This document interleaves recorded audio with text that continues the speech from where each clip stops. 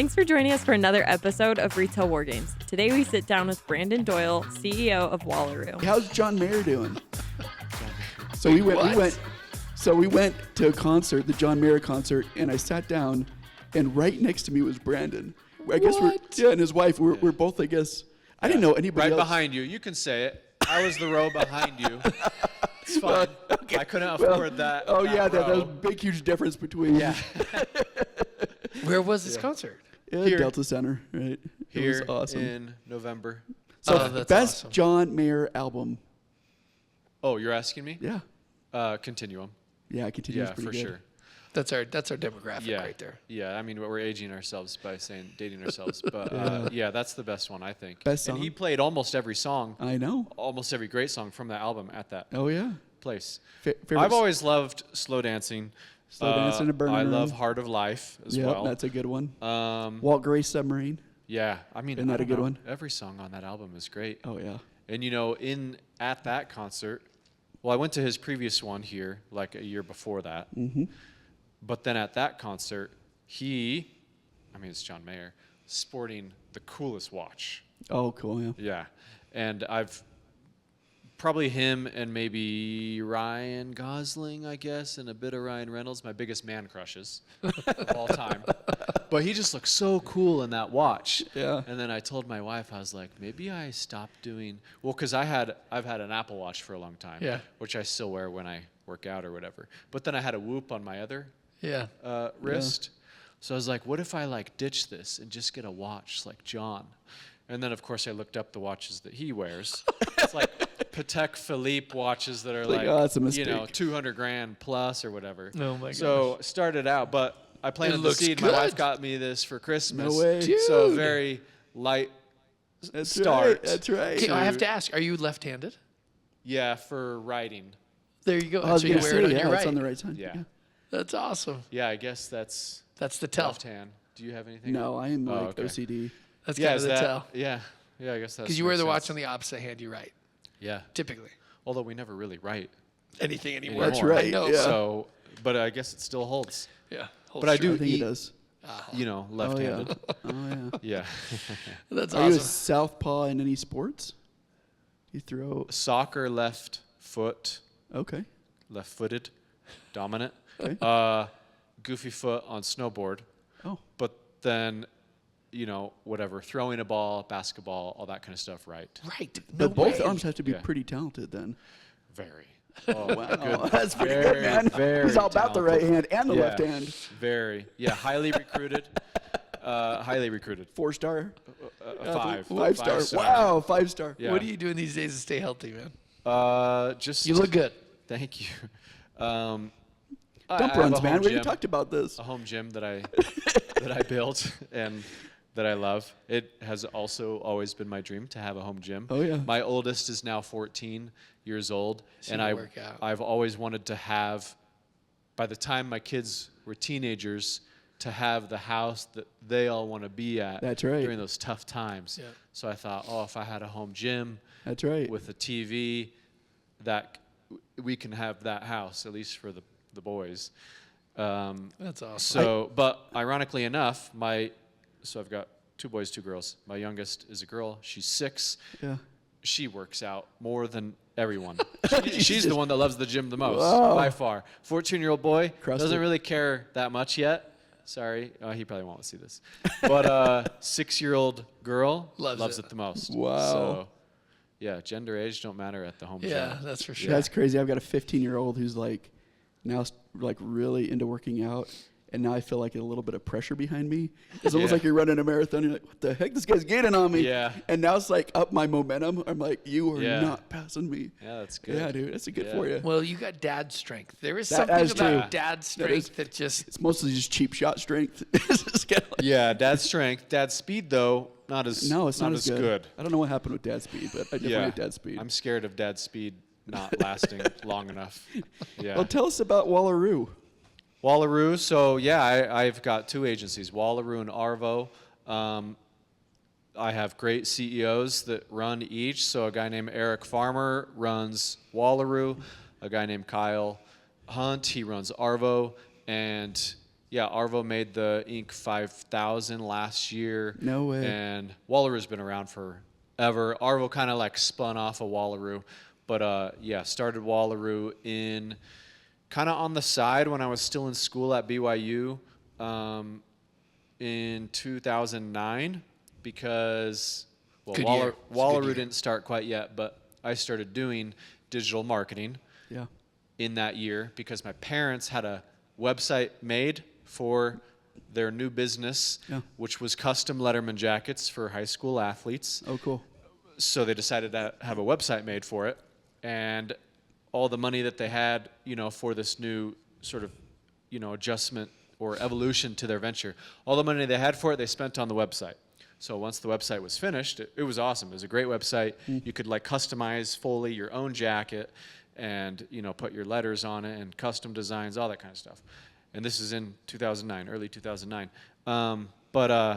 Anyway, nobody was going to their website because no it was traffic. brand new. That's right. So they asked me to like find somebody to help with that. So I was doing, just interviews with different agencies, and the cheapest quote they got for search engine optimization and Google Ads, which were the main two ways you could do digital marketing in 2009, was $6,000 a month, and they had $0,000. So I was like, well, what if I learn how, and you can share some of the profits with me? So they said, sure. And Heck yeah. yeah, so then I just dove in while still at school and started teaching Where myself. were we going to school again? BYU, Yeah, that's right. majoring in finance. And We were there together, same time. When did you graduate? 07. Oh, yeah. So yeah, you were we there. would have been. Yeah, that's awesome. I graduated in 2010. And anyway, the only way you could learn digital marketing at the time was just online and forums and stuff. There was a website called Moz, which was really helpful, educational. And then I would put in practice everything I was learning, got good at it, got passionate for it. Their website ranked well, page 1 for tons of keywords. Wow. And then they started giving me referrals, like people that would, know yeah. them and stuff.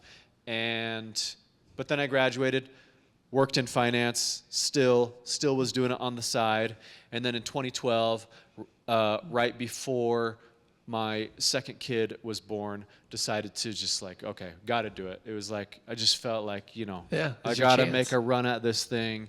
It was the thing I cared about, I loved. And so, yeah, I quit my job. And the week I quit, the week and a half in between the day that I quit and the day that I got my last paycheck, all my clients that I had fired me that week. Yeah, all of them. And I had like 5, but it was more than enough to like cover my Oh, yeah. expenses. And again, right before my second was about to be born. And it was all for like crazy reasons. Like one sold, one retired, one like they broke up and it just didn't work. So it's like the Yeah. weirdest Weird, reasons. freaky, yeah. But anyway, I lost them all. So yeah, built up some credit card debt, did some alarm sales to bridge some of the gaps Yeah. on mortgage payments and whatever. Well, I didn't even have a house yet, rent payments. But yeah, never looked back. So, and I don't regret it. I wouldn't Good have for it any you, other man. way. So to When did answer you- your question, Oh, yeah. what does Wallaroo do? Yeah. Well, Wallaroo is a marketing agency, advertising agency that specializes in scaling brands, mostly e-commerce, consumer-type brands, through paid advertising, Meta, YouTube, connected TV, podcast, whatever. Largely digital. You've worked with a ton of brands. Yeah. Worked with brands ranging from, lots of well-known e-commerce brands here in Utah. Manly Bands, they've got some billboards at the point of the mountain. Oh, yeah. So they're an awesome brand that does like really cool rings. And Collar is like a men's clothing brand. They're awesome. I think I'm wearing their shirt. Yeah, maybe. So yeah, lots of well-known e-commerce brands, but up to big ones too. Like we've done work with Disney and Gatorade and the NBA, but yeah, we found our niche with e-commerce consumer brands. So tell us a little bit about, for some of us that aren't as familiar with advertising through some of these platforms, what are some of the differences between these platforms and where you find success? And are there ones that you specialize more in than others? And In the maybe platform finish- specifically? any Maybe platform finish telling specific- us about Arvo too. So we, yeah, we know for sure. Wallaroo and now Arvo. Yeah, let's do Yeah, that. so in regards to Wallaroo on the paid side, I mean, there are platforms that we're better at. Yes, because we do it more, like Meta and Google, who owns YouTube, of course. I would say we're best at those. But one of the things that has always been, I think, a nice little niche of ours at Wallaroo is we're always on the cutting edge of what's working. So like when Snapchat started getting hot like a decade ago, probably exactly a decade ago, we jumped on it super early. We were the first agency partner of Snapchat to help start scaling brands on Snapchat.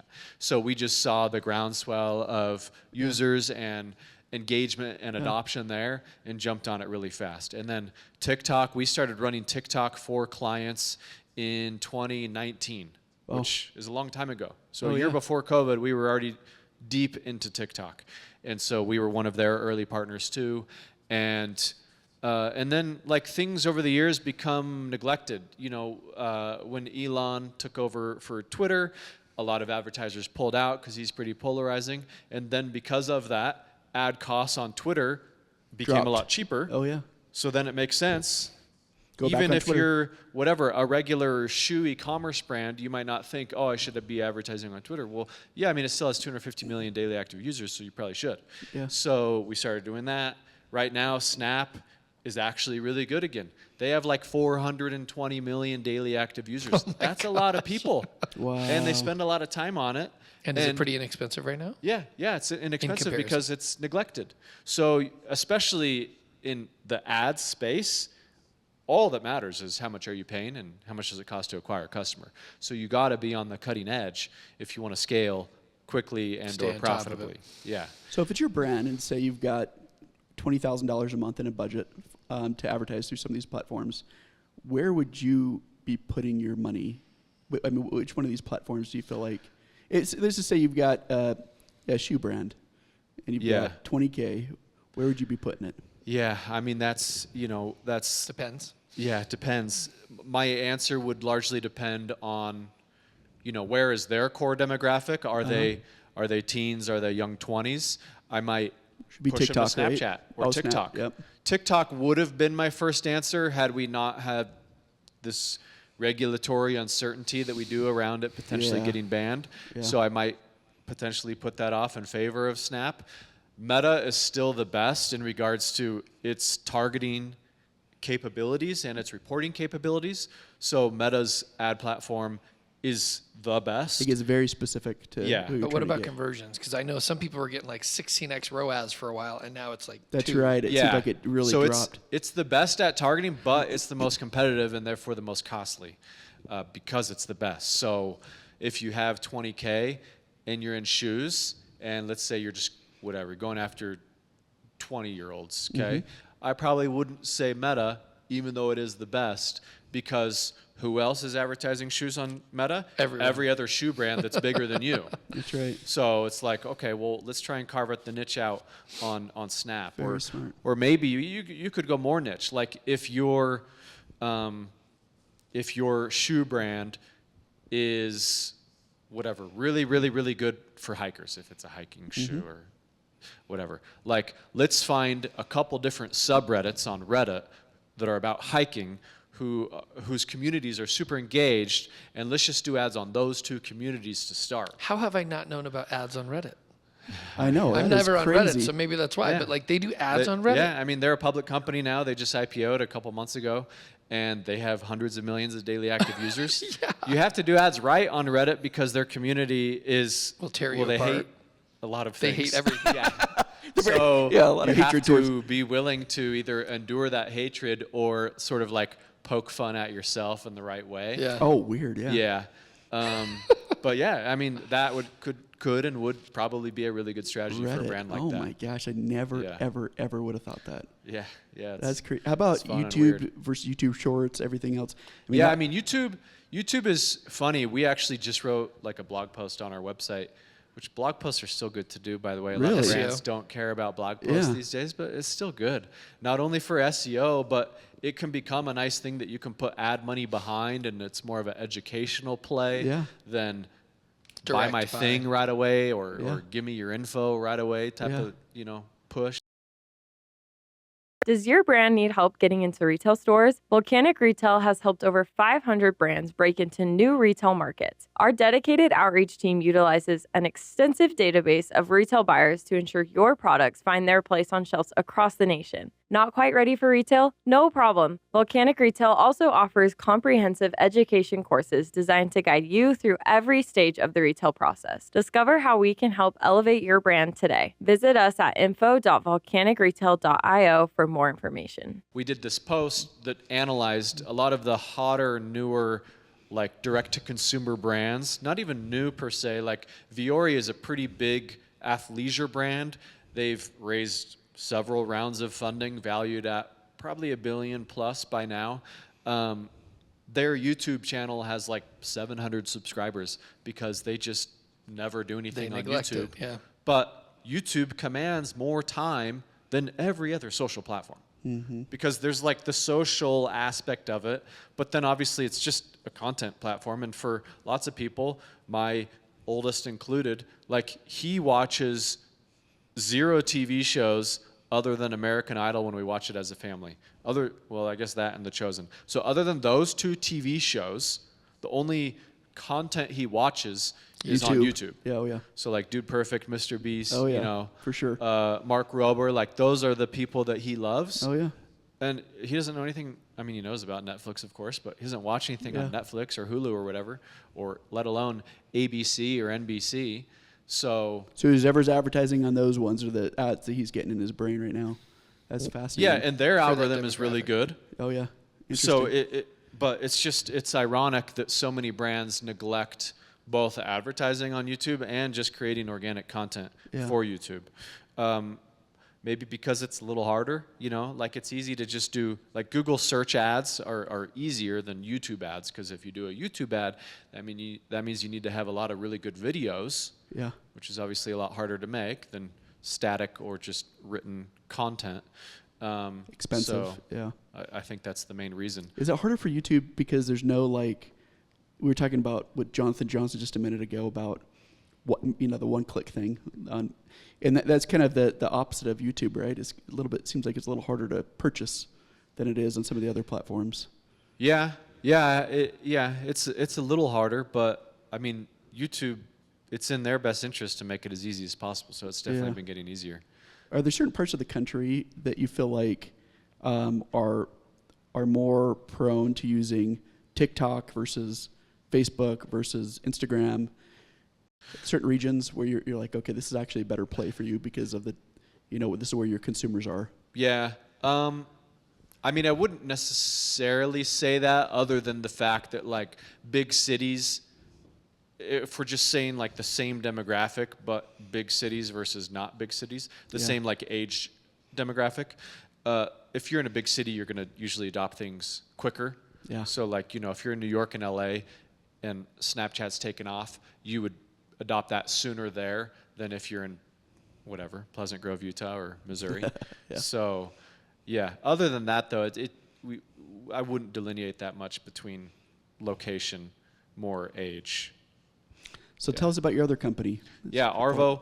So whereas Wallaroo focuses on the paid side of things, Arvo focuses on the organic side of things. So earned media, like social media marketing, you know, just running social accounts, getting influencers on board the right way or affiliates, search engine optimization, conversion rate optimization, and email and text message marketing. So fascinating. That's what Arvo does. So Again, for similar brands, all Yep. mostly consumer focused. Yeah. And then when did you hire the CEOs? That's a huge It's a big advantage. deal, yeah. It's a big deal. You know, when my business partner, Kate Hendershot, and I started Wallaroo, that is, in 2012, we knew eventually we'd want to step away to some degree. And, you know, I don't know, you just got to make it happen when you want to do it.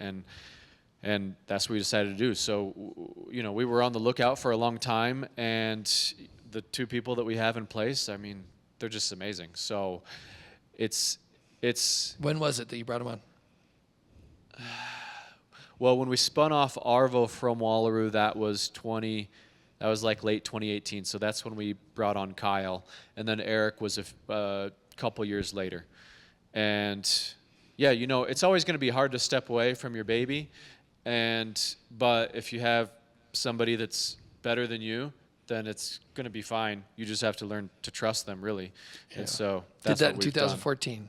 and it was Yeah. unbelievable. It took me 3 tries. Yeah. I hired 3 different people, and the third one was a charm Yeah. that stuck and came. Not that to say the others weren't good quality. Yeah. You know, It's just fitting hard in to the right find place. the perfect fit. And Yeah. and then he ended up running that for another 5 years. Yeah. And then he bought it from me. In the Oh, end. really? Yeah, So that's because awesome. I had given him equity and Yeah. good salary. Oh, and- yeah. Yeah. And he had continued to grow it, done the Inc. 5000 stuff. But Yeah. the ability to take a step back, especially from an agency type model, which is what Launch Leads was, but in the sales arena, not in the marketing. Yeah. You know, it was like that to me is the dream of an entrepreneur. Yeah. To have this cash flow coming in from an entity that you own, Yeah. but you're not required to be there every Oh, day. yeah. To be Yeah. able to live the lifestyle good that as it you always gets. imagined, like Yeah. I felt like that was the dream come true. And Yeah. so by the time we ended up selling, it was this weird vibe of like, should I really sell it? Yeah. You Because already- this lifestyle was already here, and that once you sell it, that you know gone. return every year is gonna go away. Yeah. And so we had to diversify through investments, but it's not the same Yeah. as yeah. your own company, right? Yeah. And marketing agencies, I think, ebb and flow in regards to their desirability from like private equity firms, because a lot of times they want to do roll-ups, or, you know, maybe it's public entities. But anyway, we always get calls like, oh, you know, we want to acquire you. You ready to? And we don't want to be acquired yet. But I'm always thinking about, okay, well, I could get acquired now for whatever multiple times whatever. But then if I just work a couple more years, well, then it's this. So it's like the endless thing of, The carrot's just always there. yeah, do It's we like, just grow a carrots get couple little more bigger. years and then Yep. it's a lot better? Or do we just do it to get that nice cash infusion, but then we're saying goodbye to that Yeah. consistent That cash, yeah. cash flow Oh, yeah. and Because you have to steady essentially growth? turn around, take that cash, put it into investments, and hope to get a similar return. Yeah, yeah. And the nice thing is, because you're not involved in the day to day as much anymore, it kind of is like an investment opportunity. If you were still day in day out CEO, Yeah. it is appealing to sell. Yeah. Because you're like, man, well, maybe I can take more time for myself. But now that Yeah. you've built this into the system, Yeah.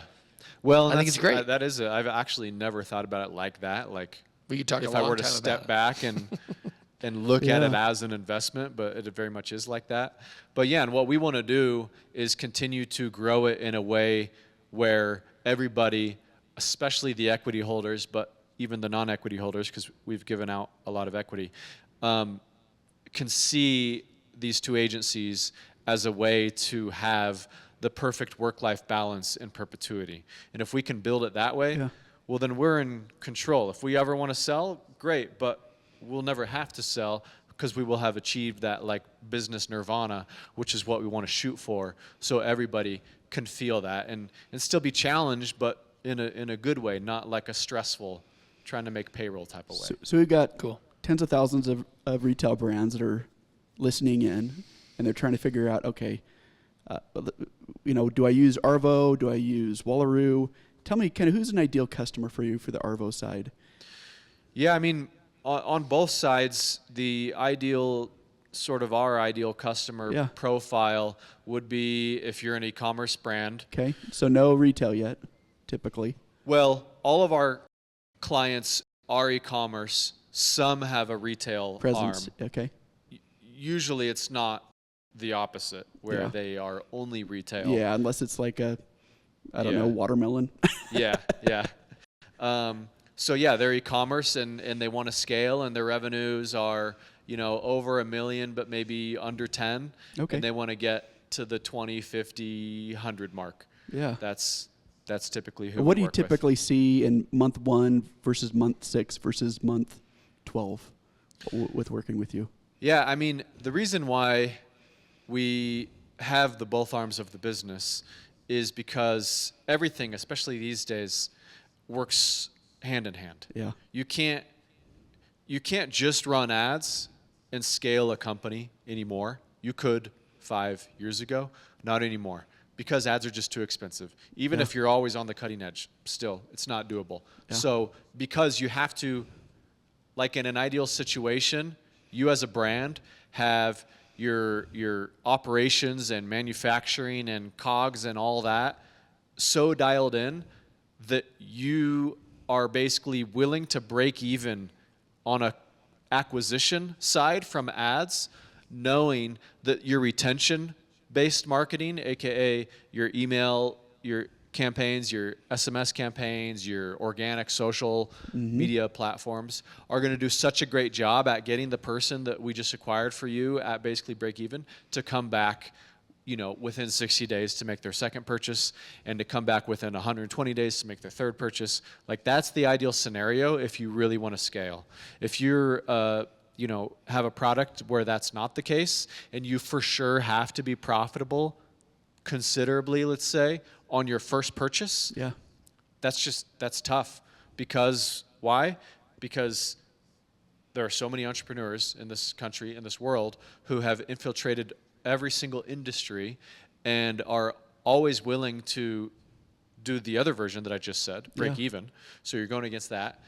And you have, China invading us business-wise. Oh, yeah. Like Temu and- Temu, yeah. So you have... How do you compete with that? What? Yeah. How do you compete with that? So, like, even if you have a shoe brand and you have amazing hiking shoes, and they're the best quality, Yeah, period. yeah. And you're brand new, though, or you've been around for a year, whatever, but you want to scale. Even if that's the case, okay, who are you competing against? Well, the brands that have already been around for decades, Yep. who already have their built-in customers, right? And Temu, who has a really, really, really bad version of your product, but yours is selling for $140 and theirs is $20. Yeah. And again, theirs is really bad, but they're looks like saying they're calling it a hiking shoe. Yeah. So your customer sees sadly, I don't know many hiking shoe brands. I was going to name one, Patagonia, but I don't think they make shoes. But let's say they did. They see Patagonia shoes, then they see yours. So they see Patagonia's for $160. They see yours for $140, but you're new to them, right? But they know Patagonia. And then they see the Temu for $20. So why are they going to choose your $140? Well, that's the hard part, right? Yeah, that's right. Like, that's our job. That's for us to create compelling ad content to show them why you're better than the 160 and why you're better than the 20. So you might have a big, what you're recommending is kind of a big mix between both your agencies. You might have some affiliate stuff. You might have some influencers you're working with. Maybe throw up a couple videos. Yeah. So the roundabout way to answer your question is you have to create amazing ad content to get them initially hooked. Yeah. But yes, you would also want to have a really good, like, refer a friend program that you can push via email and SMS post-purchase, right? Because they're probably not going to buy a second pair from you anytime soon, but maybe they could refer if they really like it. Yeah. Get a bunch of affiliates and creators and UGC creators and maybe even some influencers on board to push it from that side. That'll help your organic social as well. And you just have to be everywhere. You have to be on SEO. You have to have, like, a lot of good written content that'll rank well for, like, why is your shoe the best for climbing mountains specifically. You should be engaging in subreddits and Facebook groups of people that are just hikers, and you'll find, I guarantee you go right now on Facebook and you can find multiple Facebook groups for hikers that have tens of thousands of members, and you need to now go into those groups and engage in there, because Patagonia, I know they don't do hiking shoes, but they're not doing that. So you have to do that. Yep. And you have to do it in a way where it's not like, hey, I just launched my brand, Hurry and buy my something. shoes. Yeah. Be Has to like, be no, subtle. hey, I'm the founder. I love hiking. I've loved hiking Nice since to I meet was a you. baby. Yep. This is why I've spent the last 2 years making the best sole for a hiking shoe of all time. So not trying to sell them necessarily, just trying to educate them and talk warm about them up. your favorite trails, if it's like more of a local one or whatever. So, like, It's a long tail play, though, Yeah, right? yeah. You got to be patient and build but it you up. got to do all these things, in my opinion, if you really want to scale. Let's say without VC funding. If you do have VC funding, sure, you can skip some of these steps. You can be more closer to break even from the get-go on your ads acquisition, right? But if you don't have VC funding and you don't have, like, a completely revolutionary product, then you should probably be prepared to do what I said. Okay, kids on social media. It's been all over the news. Even the Surgeon General has issued a warning about social media's impact on your young mental health. As parents, we need to connect with our kids, but we don't want to hand over the whole internet to them. So what do? Gab is the solution. They are the leading safe tech company for kids. They have engineered phones and watches without social media or internet browser apps, but with all the good stuff kids want, like safe music, streaming, and messaging. Use code WARGAMES the whole month of July for 50% off a safe Gab device. Gab, safely connected. What are some categories of products that you felt are that have the best chances of success with you guys? Whether it's, I mean, obviously, we can do a better job if our clients have unique products. Yeah. So, like the two that I named here in Utah earlier, Manly Bands and Ann Collar, just very unique. maybe from an outsider maybe they wouldn't see it from the get-go, but like Ann Collar, so I have some of their dress shirts Amazing. and ties. They're amazing. amazing. They are for sure the most comfy dress shirts I've ever owned. So that helps. How do you spell that? And collar? It's like the and sign the then a and collar. number. Yeah, that's right. yeah. Okay, yeah. Great local company. That's right. Yeah. So that helps because we can do ads that say that, and it's actually true. We're not lying, saying, quoting customers, saying best shirt I've ever worn, right? Yeah. So that helps because the feedback loop is now true and happening post-purchase. It's and pretty refer organic. a friend. Yep. Like, just think about what products do you actually tell someone about without them having to pay you. ask you or pay you. Yeah. Yeah. So that helps. And then Manly Bands, they're very unique. Like they do Dinosaur rings bone with rings. dinosaur bones, or like with That's rad. yeah, or they'll get like old like Gibson guitars and get the wood from it and put it into a ring. Like that's really cool That and is really cool. different. So if you like Gibson guitars and you wear rings, you're probably going to want one of those. Or if you like dinosaurs and wear rings, you're probably going to want one from Manly Bands. So you guys are both really heavily involved in the influencer world. Tell us some of your advice of for brands that are looking for advice on trying to work with influencers versus, micro influencers versus, specific categories. I'd love to hear some of your war stories, your recommendations. Well, why don't you go first, and then I'll do something different, I guess. Yeah. I think influencers, I always try to coach, especially startups, to skip the sponsorship phase. Okay. Because if you're in startup mode, the sponsorship stuff is just going to bleed you dry. expensive. Yeah.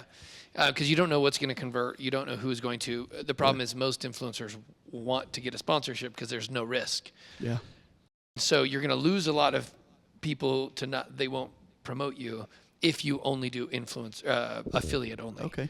But the reason why I say, well, still do affiliate only first, because it's pay for performance. Yeah. And as a startup, that's It's what you can afford. yeah, it's a win-win. They can perform, they get paid. If they don't, that's on them. I mean, you don't have to pay them. Yeah. So always try to do affiliate. But if you are asking 100 influencers to rep your product, at least 60 to 80% will say nope unless you pay me a sponsorship. What are some great ways to track the sales of that influencer? Yeah, so you always have a unique link. You can use there's so many programs out there that you can do it. Lead Dino is a simple one. Grin or Okay. Captivate. There's a bunch of influencer type products that essentially it's a unique link that can be trackable. Okay. And then you usually have a promo code. And the promo code is what the influencer gives as another way of tracking. And it would be like Bubba. Type in Bubba to get 10% off the Ann Collar shirt. Right. Like I literally have So go do that. Yeah. And if you type in Bubba, you're going to get this discount. And I have an incentive Hey, to hold on. share it. I'll make sure before this airs that they put Bubba in That's for right. 10% off. No, Done. I He already literally has it. have one. Oh, if you already have it, good. I literally have one. Good. Because Is it Bubba? I love their product. I'm actually going to just double check it. Make sure that's Yeah. the right one, the right Yeah, handle. because I'm almost positive I have it. Here it is. Ann Collar. It could be Ann Collar Page. Code Page. But Just have 'em- Page? Yeah, have them do Bubba. That'll be better. Okay, Have them Bubba. create a new one for me. Okay, done. Where's the camera? We're on Cut that. this out. Right over there. Are those from any of those? Yeah. Okay, Bubba Use Bubba Stare to right Dan there. Collar's 10% off. website for 10% off. You won't regret it. That's right. That's a good sell right there. Because honestly, so as long as you have those two, you can get better attribution. Okay. The biggest problem for an influencer is when you feel like you've done work and you're not getting paid for it. Yeah. So some brands will say, well, we didn't, the link broke because Instagram does a weird thing. If you put a link in, they like modify it to be an Instagram link. Okay. And so sometimes that doesn't track very well. So that's why I give the promo code, and the user or the customer has the incentive to use a promo code to get the discount. But as a brand, sorry, this is probably too much info. No, this but is as a absolutely brand, perfect. they need to be prepared with margin to be able to pay that 15% coupon discount and a 15% commission. Oh, interesting. So they've got to have like an extra 30%. Now, the reality is if you sell into retail, well, that's normal anyway. You're going to give 40, 50% away to the store. Yeah.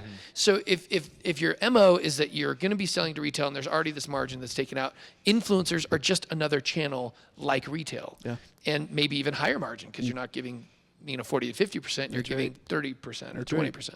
Yeah. And then you just know there's a lever. The higher the discount and the higher the commission, the higher conversion rate. Because if I'm more motivated by getting a bigger commission and my customer audience is more motivated to get the bigger discount, you'll have a higher commission. So if you're giving 5% discount or 10, interesting. it's less motivating than 15 to 20%. Wow. But you have to have the margin built in to be able to do that, and not all products can. So it's an interesting game plan. But then what you do, you test it with 100 influencers if you can, and that's a tough game to even go find 100 influencers that are willing to rep your product. But if you can, then you'll notice an 80-20 rule, and 20% will crush it, and the other 80% will not perform very well. And then you take those 20% and you treat them like absolute kings and queens because they're the ones who can actually produce. And then you may be willing to pay a sponsorship to those part of the 20%. Because that 20%, they performed. They already performed on an affiliate basis. Now you're willing to give them a commission and pay them a sponsor, potentially, because they did such a good job of converting. And if you're willing to have maybe a lost leader, if you pay the sponsorship and have to pay the commission and the discount, that they'll do it once, but that customer will keep coming back to you over and over. So what's the best way to get in contact with influencers? Relationships. It seems like it's all one-to-one, right? I mean, it's... Yeah, you're going to DM them and they'll never respond. That's right. You can go through agencies who manage influencers and they can take their cut, so there's more... But is that typically 10, 20%? Yeah, typically. But if you can get direct, it's almost always going to be easier if you have a relationship. So if you can go to an event and meet them and talk to them and say, I would like to work with you, or if you're able to sponsor an event where they're going to be, then you can get in front of a bunch of influencers, like our Paid Summer Soiree event, right? Yeah. Soft plug here. It's like, we typically have 10 sponsors. Okay. Well, that's there's 300 to 400 influencers at that event. Yeah. And so these brands will have a booth set up and they'll be at the event and they're shaking hands, kissing babies with all the influencers. So when they go home and they reach out to them, they're going to get a response. Oh, very interesting. So those are some hacking ways to get there. If you're just cold DMing influencers, it's going to be like a cold call and you're going to have a 1% to 2% conversion. Way too much good information. Well, that's let's the hear it from you. influencer side of it. I'll just give a different perspective.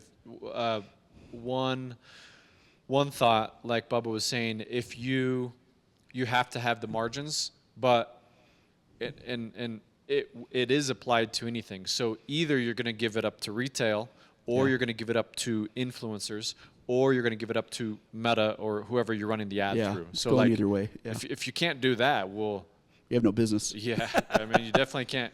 But that's a good tip for entrepreneurs. If you're a brand new entrepreneur and you're saying, my widget cost me $5, I'm going to sell it for $6. Yeah. You can't do that. No. You got to have enough margin. Yeah, You got to sell for 15. 10 or even 15. Oh, Yeah, it's got to be like a third. Yeah. At least, Yeah. right? Yeah. So it's you hear Shark Tank people and they're like, Yeah. I made this for $3 and I'm selling it for 12. It's like, yeah, you have to. Yeah. That's right. Anyway. And then, another thing that's always nice, especially if it's like a true influencer, is because my agencies are very much like performance focused. Like, we don't really ever do campaigns that's just like, oh, let's get you some brand awareness. No, like, we just want you to make more money. Make so money, if you yeah. hire us, we're going to do whatever we can to make you more money. So anyway, when an influencer does something for one of our clients, we always try to get the influencer on board with whitelisting, aka we're going to run an ad from their account to our clients' demographics, which is going to push more people to our clients' websites to check out.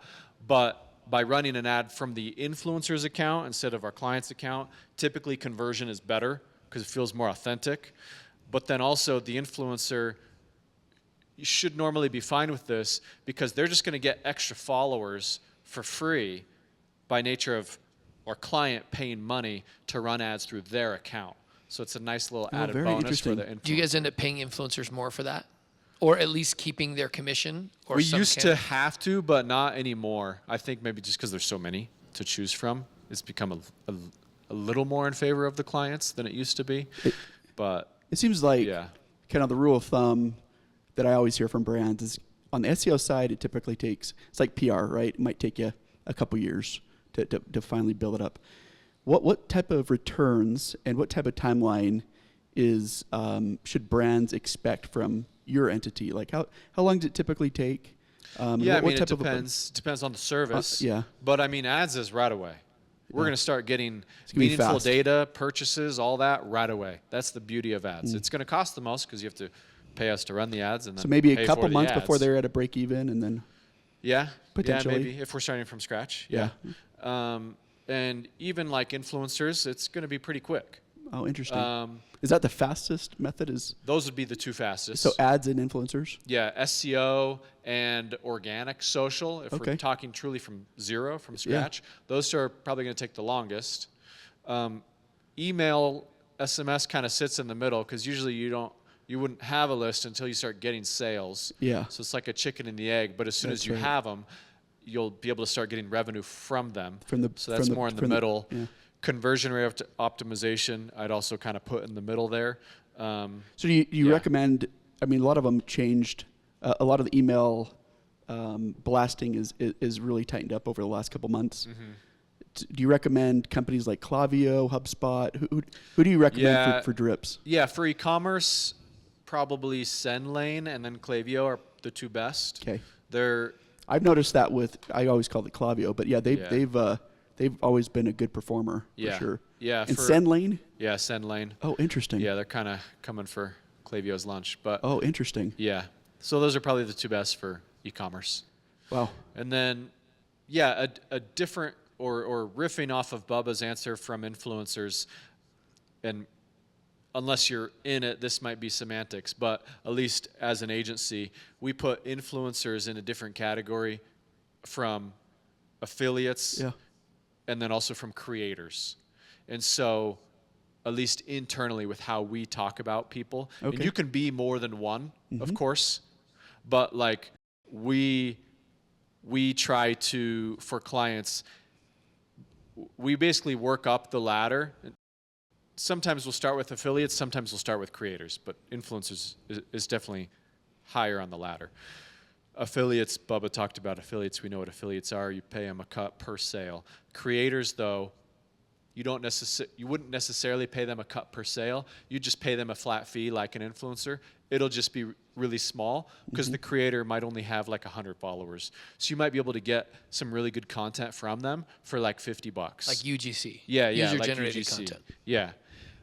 But if you find good creators, then it can really be a scalable avenue for you because of the way that, for now, TikTok's algorithm has evolved and how Instagram and YouTube Shorts is starting to evolve. They don't, especially TikTok, but the other two are now copying their algorithm, which is TikTok doesn't care how many followers somebody has as far as the video. All they care about is the video. Oh. So TikTok's algo only cares about the engagement and quality and time. So you can rise up that one really quickly. Yeah. So if you have a hiking shoe brand, well, browse hiking related hashtags on TikTok. Browse them for hours. Find people who make really good videos, but who have 50 followers, 100 followers, and then comment, like their stuff, do that a few times, build that relationship, try to do it fast before they maybe blow up. Yeah. But since they only have 50, 100 followers, Might be a probably while. aren't that many people are trying to build relationships with them yet. Yeah. And then just say, hey, can we send you a pair of our shoes in exchange for a video? And they'll say, oh, yeah, because you might be the Very first smart. one. Free product for That's sure. right. Yeah. Because the micro influencers or creators that he's talking about, most of the time they do stuff for free product. Yeah. So as long as you have a product that's fairly inexpensive, you're not going to send them a laptop per se or something like Maybe big something and heavy and sub $150 or something. yeah, but you can really get a huge benefit. Yeah. I mean, that's why all these supplement companies, they're sending retail price of $50, but their Cost them cost is $5. $5. Yeah. They can send it to thousands of people That's at a right. fairly low cost. That's right. And get user generated content or influencers like nobody's business. Well, I wish I wasn't out of time because this is like, I could listen to this for hours. It's fun. A really good information for all the brands listening in. Brandon, thanks so much. Before we go, what's the URL's best way to contact you? Yeah, wallaroomedia.com or arvo.digital are the two websites. I'm on Twitter or LinkedIn. You can just, search for Brandon Doyle there. And I love talking about this stuff. Always willing to help, give free ideas whenever I can, and also check out Volcanic. That's right. Yeah. That's right. Thanks so much, man, for coming in. All right, dude. See ya. Are you a CEO wanting to ensure that your team excels in retail? Enroll them in Volcanic Retail University today.